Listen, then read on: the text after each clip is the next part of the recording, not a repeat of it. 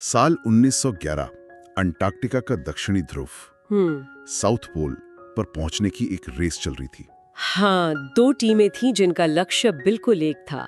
बिल्कुल, दोनों टीमों के पास एक जैसी तकनीक थी और दोनों को अंटार्कटिका के उसी जानलेवा मौसम का सामना करना था।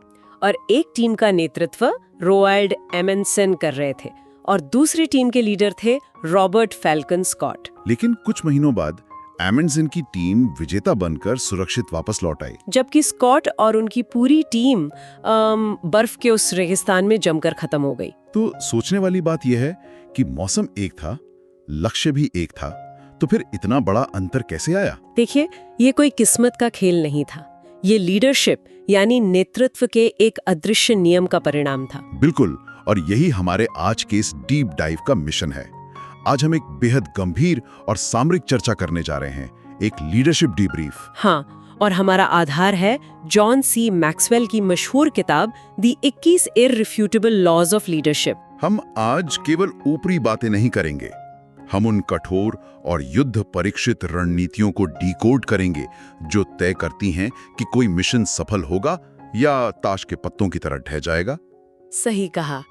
जब हम लीडरशिप की बात करते हैं तो अक्सर लोग इसे सिर्फ एक पद समझ लेते हैं, मतलब कि प्रमोशन मिल गया तो अब मैं लीडर हूँ। लेकिन लीडरशिप तो भौतिक विज्ञान के नियमों की तरह ना, ग्रेविटी की तरह। एकदम सही। आप इन नियमों को नजरअंदाज कर सकते हैं, लेकिन जब आप ऊंचाई से गिरेंगे तो ग्रेविटी अपना काम करेगी ही। एमंडसन ने उन नियमों का पालन किया और स्कॉट ने उनका उल्लंघन किया, और परिणाम इतिहास में दर्ज है। तो चलिए सबसे पहले एक बुनियादी रहस्य को सुलझाते हैं। अक्सर ऐसा क्यों होता है कि जो व्यक्ति किसी शानदार प्रोडक्ट को बनाता है, वही व्यक्ति कंपनी के बड़े होने पर उसे संभाल क्यों नहीं पाता? इस रहस्य का उत्तर मैक्सवेल के पहले नियम में छिपा है, जिसे the law of the lid कहा जाता है। The law of the lid मतलब ढक्कन का नियम? हाँ, इसे इस तरह समझिए कि किसी भी व्यक्ति की नेतृत्व क्षमता एक ढक्कन यानी लिड की तरह होती है। ये तय करता है कि वो व्यक्ति या उसका संगठन कितनी ऊंचाई तक जा सकता है। तो अगर मेरी लीडरशिप क्षमता 1 से 10 के पैमाने पर 7 है, तो मेरे संगठन की सफलता कभी भी 6 से ऊपर नहीं जा सकती। बिल्कुल नहीं जा सकती। लेकिन एक मिनट, अगर कोई व्यक्ति तकनीकी रूप से जीनियस है, मान लीजिए उसका IQ बहुत ज्यादा है, तो क्या वो अपने आप एक बेहतरीन लीडर नहीं बन जाता? यहीं पर सबसे बड़ी गलतफहमी होती है। तकनीकी कौशल और लीडरशिप क्षमता दोनों बिल्कुल अलग चीजें हैं। एप्पल के शुरुआती दिनों को ही देख लीजिए। स्टीव वोज़नियाक और स्टीव जॉब्स वाला मामला। हाँ, स्टीव वोज़नियाक हार्डवेयर इंजीनियरिंग में पूर्ण जीनियस थे। उनका तकनीकी कौशल शायद 10 में से 10 था, लेकिन उनका लीडरशिप का जो लीड था वो बहुत नीचे था। एकदम सही। वे एक विजन नहीं बना सकते थे, निवेशकों को प्रभावित नहीं कर सकते थे और एक बड़ी टीम को दिशा नहीं दे सकते थे। जबकि दूसरी ओर स्टीव जॉब्स खुद कोई सर्किट बोर्ड नहीं बना सकते थे, लेकिन उनका लीडरशिप लीड बहुत ऊंचा था। जॉब्स देख सकते थे कि भविष्य क्या है और वे लोगों को उस भविष्य के लिए काम करने पर मजबूर कर सकते थे। मैकडॉनल्ड्स के भाइयों के साथ भी ठीक यही हुआ था। मैकडॉनल्ड्स के भाई, उन्होंने एक शानदार फास्ट फूड सिस्टम बनाया था जो उनके तकनीकी कौशल का प्रमाण था।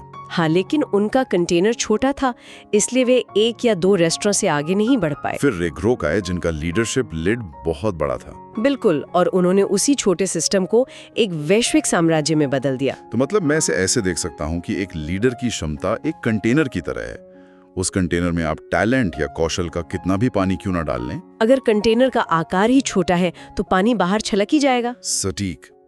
लेकिन इससे तो एक बहुत ही डराने वाला सवाल पैदा होता है।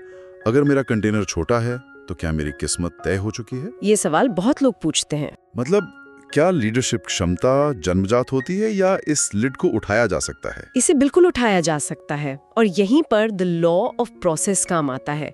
लीडरशिप एक दिन की घटना नहीं है, ये एक दैनिक प्रक्रिया है ना? समस्या ये है कि लोग माइक्रोवेव ओवन जैसे तुरंत सफलता चाहते हैं, जबकि लीडरशिप एक धीमी आंच पर पकने वाले स्टू की तरह है। थियोडोर रूजवेल्ट का उदाहरण यहाँ बहुत फिट बैठता है।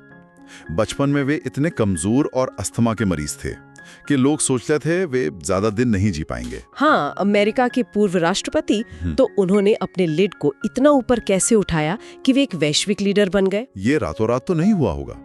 उन्होंने जानबूझकर खुद को असहज और चुनौतीपूर्ण परिस्थितियों में डाला। बिल्कुल, शारीरिक कमजोरी को दूर करने के लिए बॉक्सिंग सीखी, पहाड़ों पर गए, काउबॉय की तरह काम किया। उनका प्रोसेस ये था कि वो हर दिन कल से थोड़ा बेहतर बनने का प्रयास करते थे। मतलब हर दिन अपना कंटेनर बड़ा करते थे। सही कहा, ये कंपाउंड इंटरेस्ट की तरह काम करता है। लीडरशिप किराए पर नहीं ली जा सकती, इसकी कीमत हर दिन चुकानी पड़ती है। समझ गया। चलिए मान लेते हैं कि कोई व्यक्ति अपनी इस प्रक्रिया पर काम कर रहा है और अपना कंटेनर बड़ा कर रहा है। लेकिन जब बात टीम को दिशा देने की आती है तो वो लोगों को अपने पीछे कैसे चलाता है? कॉर्पोरेट दुनिया में तो अक्सर लोग बस इसलिए बात मानते हैं क्योंकि बॉस उनकी सैलरी देता है। देखिए, वो लीडरशिप नहीं है, वो केवल कंप्लायंस या अनुपालन है। केवल नौकरी बचाने के लिए काम करना। हाँ, अगर लोग सिर्फ आपके पद या सैलरी की वजह से आपकी बात मान रहे हैं तो वे केवल उतना ही काम करेंगे जिससे उन्हें निकाला ना जाए। तो फिर असली लीडरशिप क्या है? मैक्सवेल यहाँ द लॉ ऑफ इन्फ्लुएंस का सिद्धांत देते हैं। वे साफ कहते हैं कि लीडरशिप केवल एक चीज है और वो है प्रभाव। प्रभाव, न इससे ज्यादा न इससे कम। अब्राहम लिंकन का सैन्य करियर इसका सबसे बड़ा उदाहरण है। लिंकन का सैन्य करियर? मैं तो उन्हें बस राष्ट्रपति के रूप में ही जानता हूँ। बहुत कम लोग जानते हैं। राष्ट्रपति बनने से बहुत पहले ब्लैक हॉक युद्ध के दौरान लिंकन सेना में एक कैप्टन के रूप में शामिल हुए थे। कैप्टन तो एक अच्छा खासा रैंक होता है, लेकिन लिंकन के पास सैन्य मामलों का कोई अनुभव नहीं था और सैनिकों के बीच उनका कोई प्रभाव नहीं था। तो रैंक होने के बावजूद सैनिक उनकी बात नहीं मानते थे? बिल्कुल नहीं।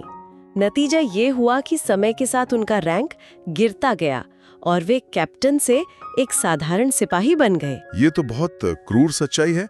पद ने उन्हें लीडर नहीं बनाया, प्रभाव की कमी ने उनका पद ही छीन लिया। सही कहा। लेकिन मुझे यहाँ थोड़ा संशय है।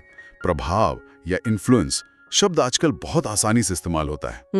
क्या इन्फ्लुएंस असल में लोगों को अपने मतलब के लिए इस्तेमाल करने यानी हेरफेर या मैनिपुलेशन का एक फैंसी नाम नहीं है? ये एक बहुत ही गहरा और महत्वपूर्ण सवाल है।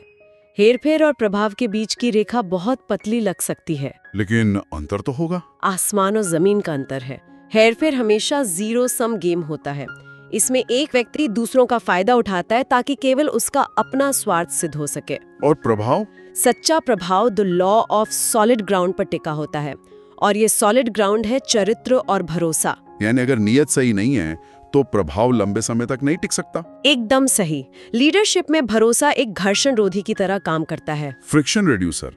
जब टीम को लीडर के चरित्र पर भरोसा होता है तो वो उसके हर फैसले पर शक नहीं करते। चरित्र के बिना किया गया प्रभाव एक भ्रम है। जैसे ही कोई संकट आता है वो ताश के महल की तरह ढह जाता है। लोग केवल उसी के पीछे जान की बाजी लगाते हैं जिस पर वे आंख बंद करके भरोसा करते हैं। बिल्कुल। अब मैं वापस हमारे शुरुआत वाले उदाहरण पर आना चाहूंगी, 1911 का साउथ पोल अभियान। एमंडसन और स्कॉट वाला मामला। हाँ, एमंडसन और स्कॉट दोनों के पास प्रभाव था। दोनों की टीमें उन पर भरोसा करती थी। तो फिर स्कॉट की टीम मारी क्यों गई? क्योंकि केवल प्रभाव होना ही काफी नहीं है। आपको ये भी पता होना चाहिए कि जाना कहाँ है और रास्ते में क्या खतरे हैं। यहीं पर द लॉ ऑफ नेविगेशन काम आता है। कोई भी व्यक्ति जहाज का स्टीयरिंग पकड़ सकता है, लेकिन रास्ता तय करने के लिए एक नेविगेटर की जरूरत होती है। और एक अच्छा नेविगेटर केवल नक्शा नहीं देखता, वो भविष्य में आने वाली बाधाओं का पूर्वानुमान भी लगाता है। तो एमंडसन और स्कॉट के नेविगेशन में क्या फर्क था? शायद यथार्थवाद और अहंकार का फर्क। एमंडसन ने अपनी यात्रा की योजना बहुत बारीकी से बनाई थी। उन्होंने ये स्वीकार किया कि उन्हें उस बर्फीले मौसम का अनुभव नहीं है, इसलिए उन्होंने स्थानीय एस्किमो लोगों से सीखा। उन्होंने जाना कि कुत्तों की स्लेज वहां सबसे अच्छी काम करेगी। इसके विपरीत स्कॉट ने अपने अहंकार में स्थानीय ज्ञान को नजरअंदाज कर दिया। स्कॉट ने मोटर वाली स्लेज और घोड़ों का इस्तेमाल किया था, जो कि उस ठंड में बिल्कुल काम नहीं आए। मोटरों ने काम करना बंद कर दिया और घोड़ों के पसीने से उनके शरीर पर बर्फ जम गई, जिससे वो मर गए। स्कॉट ने वास्तविकता से सामना नहीं किया। ये भयानक है। इसका मतलब है कि नेविगेशन की विफलता केवल एक प्रोजेक्ट डिले नहीं थी, इसका अर्थ था पूरी टीम की मौत। एक नेविगेटर को अपने अहंकार को किनारे रखकर ठंडी और कठोर सच्चाई का सामना करना ही पड़ता है। लेकिन कोई भी लीडर अकेले सब कुछ नहीं देख सकता है ना। एमंडसन के पास भी एक टीम थी। तो एक लीडर अपने आसपास सही लोगों को कैसे इकट्ठा करता है? ये लीडरशिप का सबसे दिलचस्प मनोवैज्ञानिक हिस्सा है, जिसे द लॉ ऑफ मैग्नेटिज्म कहते हैं, आकर्षण का नियम। ये नियम क्या कहता है? ये नियम कहता है कि आप वैसे लोगों को आकर्षित नहीं करते जैसे आप चाहते हैं, आप वैसे लोगों को आकर्षित करते हैं जैसे आप खुद हैं। मुझे इस पे थोड़ा पुशबैक देने दीजिए। मान लीजिए मेरी कंपनी के पास बहुत सारा वीसी फंड है। ठीक है। मेरी अपनी लीडरशिप क्षमता केवल 6 के स्तर पर है, लेकिन मेरे पास अथाह पैसा है। तो मैं बस बाजार में जाऊंगा और 9 के स्तर वाले कुछ शानदार टैलेंटेड लोगों को भारी सैलरी देकर हायर कर लूंगा। तो आपको लगता है कि ये लॉ ऑफ मैग्नेटिज्म को बाईपास कर देगा? ऐसा ही लगता है। पैसे से तो टैलेंट खरीदा जा सकता है। देखिए, आप उन्हें हायर तो कर सकते हैं, लेकिन आप उन्हें रोक कर नहीं रख सकते। ये मानव मनोविज्ञान है। मतलब वे टिकेंगे नहीं? एक 9 के स्तर का टैलेंटेड व्यक्ति किसी 6 के स्तर वाले लीडर का सम्मान नहीं कर सकता। जब वो व्यक्ति कंपनी में आएगा तो वो तुरंत देख लेगा कि लीडरशिप कमजोर है। बिल्कुल, उसे दिखेगा कि फैसले स्पष्ट नहीं है और विजन में दम नहीं है। तो वो या तो फ्रस्ट्रेट होकर कंपनी छोड़ देगा, या फिर वो उस 6 स्तर के लीडर को हटाकर खुद कब्जा कर लेगा। एकदम सही। एक कमजोर लीडर के अंडर में मजबूत लोग कभी काम नहीं कर सकते। ये तो आंखें खोलने वाला कॉन्सेप्ट है। इसका सीधा सा मतलब ये है कि अगर मुझे अपनी टीम का स्तर बढ़ाना है तो मुझे सबसे पहले खुद का स्तर बढ़ाना होगा। आपको अपना लिड ऊंचा करना होगा, और जब आप अपने स्तर के या उससे बेहतर लोगों का एक इनर सर्कल बना लेते हैं, तब लीडर का काम होता है द लॉ ऑफ एडिशन लागू करना, अपनी टीम की वैल्यू बढ़ाना।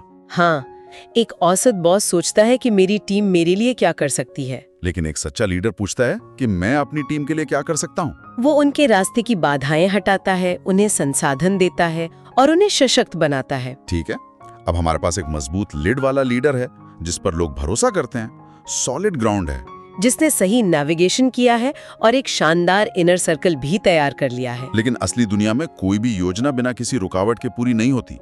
जब भारी संकट आता है, जब विरोध होता है, तब क्या होता है?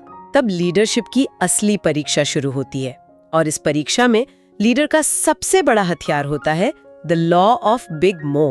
बिग मो मतलब मोमेंटम या गति का नियम। हाँ, जब किसी संगठन में मोमेंटम होता है तो हर छोटी जीत बड़ी लगती है और गलतियां छिप जाती हैं। मैं इसे एक मालगाड़ी के रूप में देखता हूँ। जब एक भारी मालगाड़ी पटरी पर रुकी हुई होती है तो उसे अपनी जगह से हिलाना भी बहुत मुश्किल होता है। बिल्कुल। शुरुआत में अगर आप पहिए के आगे एक लकड़ी का छोटा सा गुटका भी रख दें तो ट्रेन आगे नहीं बढ़ पाएगी। लेकिन एक बार जब वो ट्रेन 100 किलोमीटर प्रति घंटे की गति पकड़ लेती है तो वो रास्ते में आने वाली कंक्रीट की एक मोटी दीवार को भी चकनाचूर कर सकती है। मोमेंटम यही काम करता है ना? बहुत ही बेहतरीन एनालॉजी है। लेकिन उस मोमेंटम को बनाए रखने के लिए एक लीडर को द लॉ ऑफ टाइमिंग को समझना बहुत जरूरी है।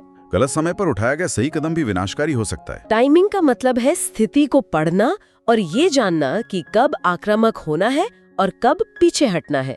लेकिन यहाँ एक द्वंद्व है।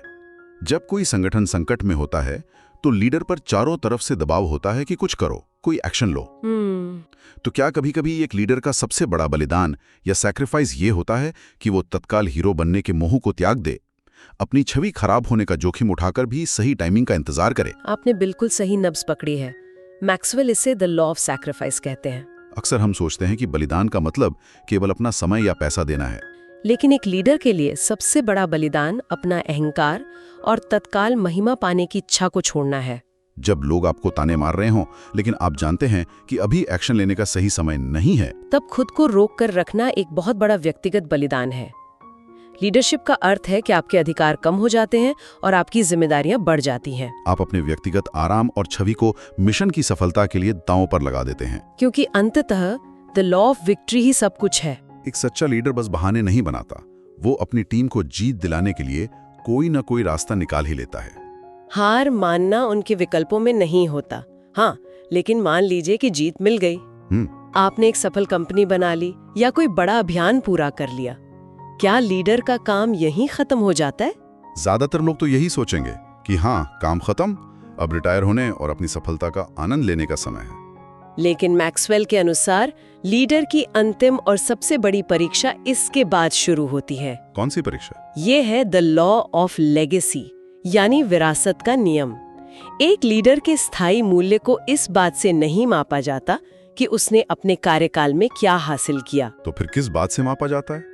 उसे इस बात से मापा जाता है कि उसके जाने के बाद संगठन का क्या होता है। ये तो नेतृत्व के पूरे पारंपरिक विचार को ही पलट देता है। हम हमेशा लीडर को एक हीरो के रूप में देखते हैं, जिसके बिना कुछ नहीं हो सकता। और यही इस पूरी किताब का सबसे गहरा और छिपा हुआ संदेश है। छिपा हुआ संदेश? हाँ, एक औसत लीडर चाहता है कि लोग सोचे कि अरे उसके बिना तो हम बर्बाद हो जाएंगे। वो खुद को अपरिहार्य या इंडिस्पेंसेबल बनाने की कोशिश करता है। लेकिन एक असाधारण लीडर इसके ठीक विपरीत काम करता है। वो आत्म जागरूक होता है, वो अन्य सक्षम लोगों को सशक्त बनाता है और ऐसी प्रणालियां तैयार करता है कि कल अगर वो ना रहे तब भी मिशन सुचारू रूप से चलता रहे। बिल्कुल। लेकिन देखिए, ये सुनना थोड़ा कड़वा लग सकता है। इसका मतलब है कि लीडरशिप का अंतिम लक्ष्य खुद को अनावश्यक बना देना है, अपनी खुद की जरूरत को खत्म कर देना। एकदम सही। विरासत शानदार इमारतों या बैंक बैलेंस से नहीं बनती है। विरासत उन लोगों से बनती है जिन्हें आपने अपने पीछे तैयार किया है। अगर आपका संगठन आपके जाते ही बिखर जाता है तो आपने असल में नेतृत्व किया ही नहीं। आपने केवल अपना एक कल्ट बनाया था। एक सच्चा लीडर अनुयायी नहीं बनाता, वो नए लीडर्स का निर्माण करता है। ये एक ऐसी जिम्मेदारी है जो नेतृत्व को किसी भी तरह के अहंकार या व्यक्तिगत गौरव से बहुत ऊपर ले जाती है। आज हमने जिन नियमों पर चर्चा की है, चाहे वो अपना लिड बढ़ाना हो, भरोसे का ठोस धरातल बनाना हो, सही नेविगेशन हो या फिर खुद को अनावश्यक बनाने की विरासत हो, ये कोई रहस्यमयी जादू नहीं है। ये कठोर और स्पष्ट नियम है। और जैसा कि मैंने शुरुआत में कहा था, आप भौतिकी के नियमों की तरह इन लीडरशिप के नियमों का भी उल्लंघन कर सकते हैं। लेकिन आपको अंततः इसके परिणाम भुगतने ही होंगे। हर उस व्यक्ति को जो खुद को लीडर मानता है, हर दिन खुद को इन पैमानों पर कसना चाहिए। और यही वो विचार है जिसके साथ हम आज के इस डीप डाइव का समापन करेंगे। हम सभी को अपने स्वयं के काम और जीवन को देखते हुए खुद से ये तीखा सवाल पूछना चाहिए। वो सवाल क्या है? हमारा चरित्र हमारे साथ काम करने वालों को क्या संदेश दे रहा है? और सबसे महत्वपूर्ण बात, अगर कल हमें अचानक अपनी कमान छोड़नी पड़े तो क्या पीछे कोई ऐसा व्यक्ति तैयार है जो उस मिशन का भार उठा सके? या फिर हमारे पीछे केवल एक खालीपन रह जाएगा? ये एक ऐसा प्रश्न है जो रातों की नींद उड़ा सकता है। लेकिन इसका उत्तर खोजना ही असली नेतृत्व की शुरुआत है। बिल्कुल। इस गंभीर और विचारोत्तेजक डीप डाइव में हमारे साथ जुड़ने के लिए जो लोग आज सुन रहे हैं, उनका बहुत बहुत धन्यवाद। महान लेखकों की किताबों के ऐसे ही और गंभीर और ज्ञानवर्धक ऑडियो बुक समरी सुनने के लिए हमारे चैनल के साथ जुड़े रहें। ऑडियो बुक्स फॉर सक्सेस पर आते रहें और खुद को हर दिन बेहतर बनाते रहें। शुक्रिया।